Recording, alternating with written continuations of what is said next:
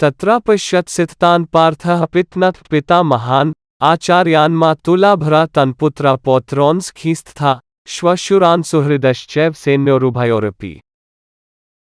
There Arjuna could see, within the midst of the armies of both parties, his fathers, grandfathers, teachers, maternal uncles, brothers, sons, grandsons, friends, and also his father-in-law and well-wishers, all present there.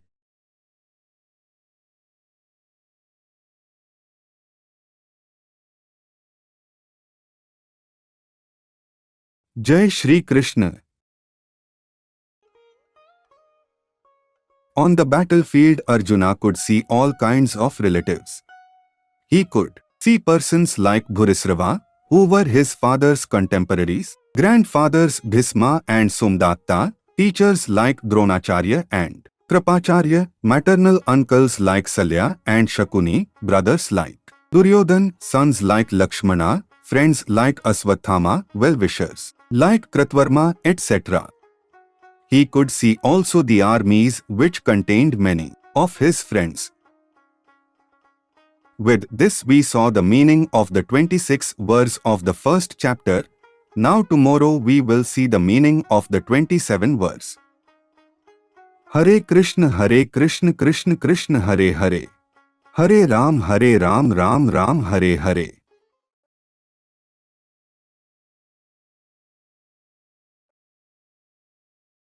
तान् समीक्ष्य स कौन्तेयः सर्वान् बन्धून्वस्थितान् कृपया पर्याविष्टो विषीदनिदमब्रवीत्. When the son of Kunti, Arjuna, saw all these different grades of friends and relatives, he became overwhelmed with compassion and spoke thus.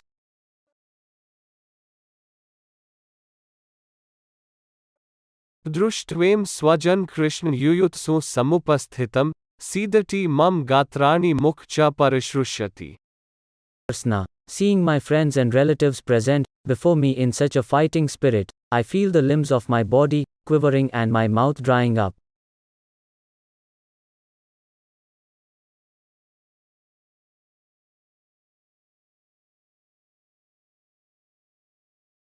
Jai Shri Krishna. Any man who has genuine devotion to the Lord has all the good qualities which are found in godly persons or in the demigods, whereas the non-devotee, however advanced he may be in material qualifications by education and culture, lacks in godly qualities. As such, Arjuna, just after seeing his kinsmen, friends and relatives on the battlefield, was at once overwhelmed by compassion for them who had so decided to fight amongst themselves.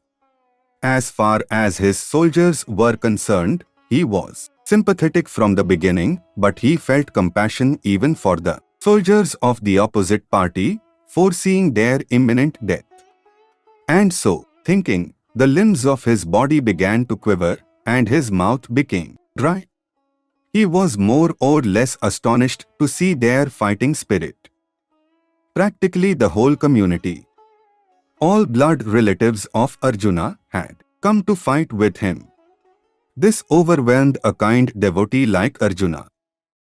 Although it is not mentioned here, still one can easily imagine that not only were Arjuna's bodily limbs quivering and his mouth drying up, but that he was also crying out of compassion. Such symptoms in Arjuna were not due to weakness but to his soft-heartedness, a characteristic of a pure devotee of the Lord. It is said therefore, Yasyasti bhakti bhragvatya kinchna sarvegrunastatra samaste suraha. Harav bhaktasya kuto mahadruna manorthenasti dhavto bahi. One who has unflinching devotion for the personality of Godhead has all the good qualities of the demigods. But one who is not a devotee of the Lord has only material qualifications that are of little value. This is because he is hovering on the mental plane and is certain to be attracted by the glaring material energy. With this we saw the meaning of the 28th verse of the first chapter. Now tomorrow we will see the meaning of the 29th verse. Hare Krishna Krishna Krishna Hare Hare. Hare Ram, Ram Ram, Hare Hare.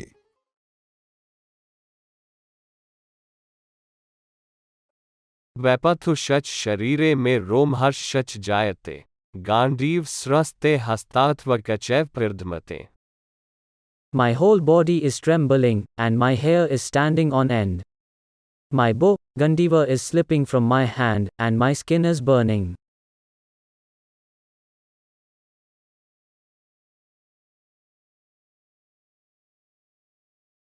Jai Shri Krishna.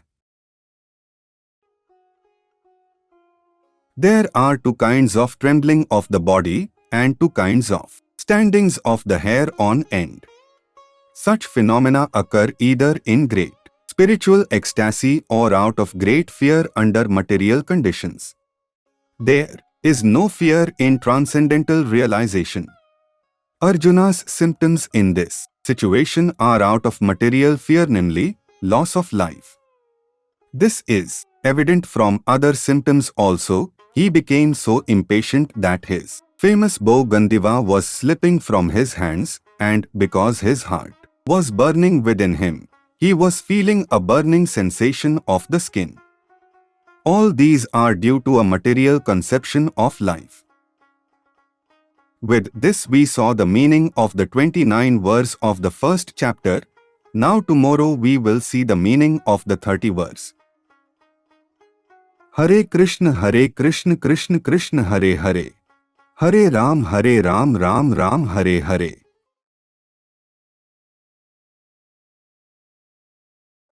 न च शक्नोम्यवस्थातु भ्रमतीव च मे मनः निमितानि च पश्यामि विपरीतानि Keshav. I am now unable to stand here any longer. I am forgetting myself, and my mind is reeling. I foresee only evil, O killer of the Kasi demon.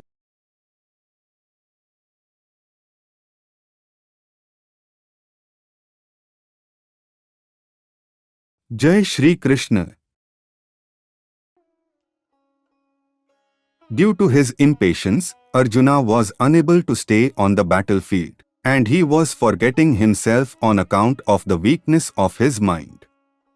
Excessive attachment for material things puts a man in a bewildering condition of existence. Bhayam dvitiya benefsita syat. Such fearfulness and loss of mental equilibrium take place in persons who are too affected by material conditions. Arjuna envisioned only unhappiness in the battlefield. He would not be happy even by gaining victory over the foe. The word nimitta is significant. When man sees only frustration in his expectations, he thinks, why am I here? Everyone is interested in himself and his own welfare. No one is interested in the Supreme Self. Arjuna is supposed to show disregard for self-interest by submission to the will of Krishna, who is everyone's real self-interest. The conditioned soul forgets this and therefore suffers material pains. Arjuna thought that his victory in the battle would only be a cause of lamentation for him. With this we saw the meaning of the 30th verse of the first chapter. Now tomorrow we will see the meaning of the 31st verse. Hare Krishna, Krishna Krishna Hare Hare. Hare Ram, Ram Ram, Hare Hare.